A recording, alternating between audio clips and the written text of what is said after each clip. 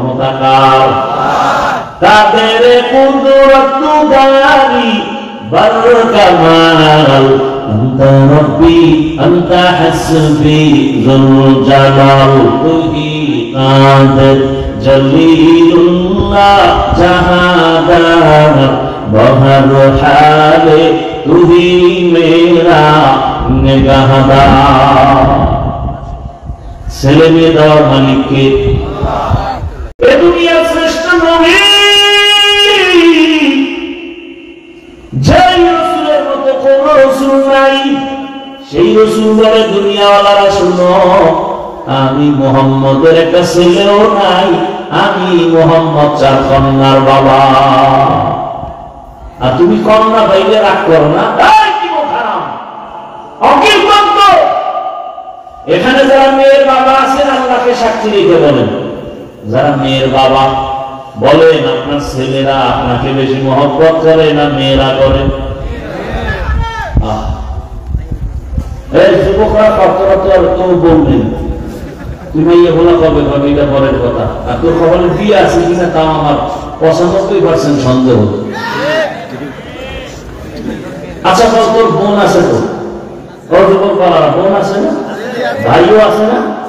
আল্লাহকে সাক্ষী রেখে বলো, তোমার ভাই তোমার জন্য কাঁদে বেশি না বোন কাঁদে বেশি?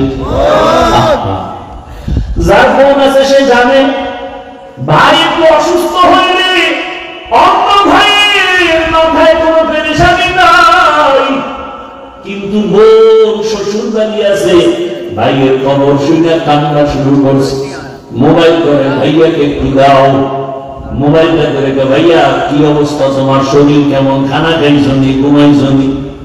বোনেরা ভাইকে এত মায়া করে, দুনিয়ার কোন ভাই ভাইকে এত মায়া করে না।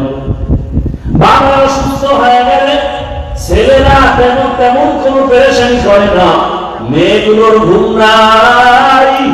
আরে ছোট ছোট বাচ্চা মেয়ে, আমার ছেলে আছে মেয়েও আছে, ছেলের এত টেনশন নাই। আমি বাসা থেকে বের হইতে গেলে আমার জুতাটা তাড়াতাড়ি আগায় দেয়, খানা খাইতে গেলে পানির গ্লাস আগায় দেয়, এত কাছে আসে, বারবার টেলিফোন করে। ছেলে একবার বলে না বাবার সাথে কথা বলবো, মেয়ে বলে আব্বুর সাথে কথা বলবো, বারবার টেলিফোন করতে চায়, বারবার ঘুমের মধ্যে গিয়ে ডিস্টার্ব করে। কি যার মেয়ে নাই ও বোবার মতো বসে আছে, বুঝানো যাবে না। নবী বলেন আমি 4 কন্যার বাবা। ও কন্যার বাবারা, এক কন্যার বাপ যদি হও শুকর আদায় করিও, তুমি একটা জান্নাতের মালিক। 2 কন্যা যদি পাও তুমি শুকর আদায় করিও, 2 জান্নাতের মালিক। কিয়ামতের ময়দানে হিসাব নিকাশ চলা শুরু হওয়া মাত্রই জান্নাতের 8টা দরজা খোলা হবে, কোনো হিসাব টিসাব নাই। সব দারোয়ানেরা 4 জন নারীকে ডাকবে, আসো। জান্নাতের 8 দরজা খোলা, বিছানা রেডি, সব রেডি। দারোয়ানরা 4 জন নারীকে ডাকবে, তোমাদের কোনো হিসাব নাই, যে কোনো দরজা দিয়ে ঢুকে যাও, আসো তাড়াতাড়ি আসো। এর মধ্যে একজন নারী খাদিজা রাদিয়াল্লাহু আনহা। নারীদের এত মর্যাদা, সারা রাত বয়ান করলে শেষ হবে না রে পর্দার আড়ালের মা বোনেরা। কিন্তু আমার দেশের কিছু মায়েরা এত অতিরঞ্জিত বুঝতে গিয়ে রাস্তায় নামছে অধিকার আদায়ের জন্য, আর কিছু চরিত্রহীন লম্পটেরা তাদেরকে আবার সাপোর্ট দেয়। ইসলাম ছাড়া নারীর সম্মান কেউ দেয়নি, সব ধর্মে নারীর উপরে করেছে জুলুম। ইসলাম নারীর মর্যাদা বাড়িয়েছে, আর কেউ বাড়ায় না। এজন্য ইসলাম থাকলে নারীর অধিকার ঠিক, শ্রমিকের অধিকার ইসলাম দিয়েছে, দুনিয়াতে কেউ দেয় নাই। গান সবার আগে বেতন দিয়ে দাও, ইসলাম অধিকার দিয়েছে। ইসলাম মানে শান্তি, ইসলাম শান্তির সব কিছু নিয়ে আসছে। রসুল আসছেন, শান্তি শুরু হয়ে গেছে। বাবা কন্যাকে গলা টিপে মেরে ফেলে, রসুল দুনিয়াতে আসার আগের হালাত। রসুল আসছে, কন্যা হত্যা বন্ধ হয়ে গেল। ভাইরা আমার, জুলুম বন্ধ হয়ে গেল। এই যে রোহিঙ্গারা আসছে,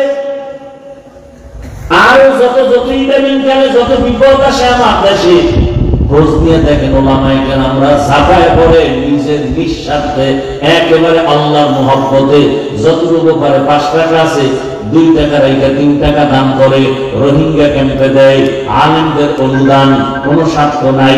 অন্যেরাও দিছে, দেওয়ার পরে এখন এগুলি আদায় করার জন্য এনজিওর অফিস বানাইছে। অফিস তাদের কি লাগবে? কলেজ, স্কুল, টাকা পয়সা, বাড়ি ঘর, টিউবওয়েল সব দিয়ে দিয়া এবার এইগুলি দিছি। কেমন লাগতো? মজা। ফর্মটা পূরণ কর। এইবার পূরণ করে আরো টাকা লাগলে নেই, মাঝে মাঝে কিস্তি দিবি। কপাল এমন পোড়া পড়ছে, কিস্তি সব দিতে পারে না। আজরাইলের মোলাকাত হয়ে গেছে। এইবার সব অফিসারেরা এসে কবরের সামনে দাঁড়াইছে। 13 কিস্তি বাকি, আদায় না করে লাশ কবরে নিও না। এই কাহিনী আপনাদের দেখা জানা নেই না? এরপর যারা সুদ ঘুষ খায়, আফসোস, এলাকায় বড় লোক আছে, যদি গিয়ে গরিব এলাকায় ভাই আমার 5,000 টাকা ধার দেন, আমি 2 সপ্তাহ পরে দিব। নাই নেই, টাকা নেই। কানে কানে গিয়ে পরে কইবেন যে আমার সুদে দাও, 1 লাখ দিব, 1 লাখ আইও। কি এরকম আছে না সুদখোর? আল্লাহ হেদায়েত দান করুন। ও আমার যুবক বাবারা, এই যে এতক্ষণ চিল্লাইয়া বয়ান করতেছি, একবার বলি না বাবা আমার মতো টুপি লাগাও, স্কুল কলেজ বাদ দিয়া মাদ্রাসায় যাও, না হয় তোমার কপালে জান্নাত নাই। একবার বলি না তাবলীগে যাও, না হয় জাহান্নামে যাইবা। পীরের কাছে যাও, না হয় জাহান্নামে যাইবা। ও আমার যুবক বাবারা, স্কুলে পড়ো, কলেজে পড়ো, চাকরি করো, ব্যবসা করো, ওখানে থেকে জান্নাতের পথটা খুঁজে বের করে নাও। তোমার মতো কত স্কুল কলেজের পড়ুয়া আলিফ বাতাও জানে না, এবং লোক 5 ওয়াক্ত নামাজ পড়ে আছে না নাই? দোয়া করে গেলাম বাবা তুমি ডাক্তার হও, ইঞ্জিনিয়ার হও, প্রফেসর হও, ওসি বিসিএসপি হও, মেম্বার চেয়ারম্যান এমপি হও, তবে একটা দাবি বেয়াদব হইও না। ডাক্তার হইয়া যদি বেয়াদব হও, তাসলিমা নাসরিনের মতো জুতা খাইয়া দেশ থেকে পালাতে হবে। এই জন্য আদবলা ডাক্তার হইও, আদবলা ইঞ্জিনিয়ার হও, আদবলা প্রফেসর হও। বলতে পারো হাফিজ ভাই আদবলা ডাক্তার হব, তার মানে কি? 3 জায়গায় বেয়াদবি করলেই তোমার জীবনটা ভঙ্গুর হয়ে যাবে মরার আগেই। 1 নাম্বার জায়গা মা বাবা, 2য় জায়গা শিক্ষক, 3য় জায়গা হলো ওলামায়ে কেরাম মুরব্বী।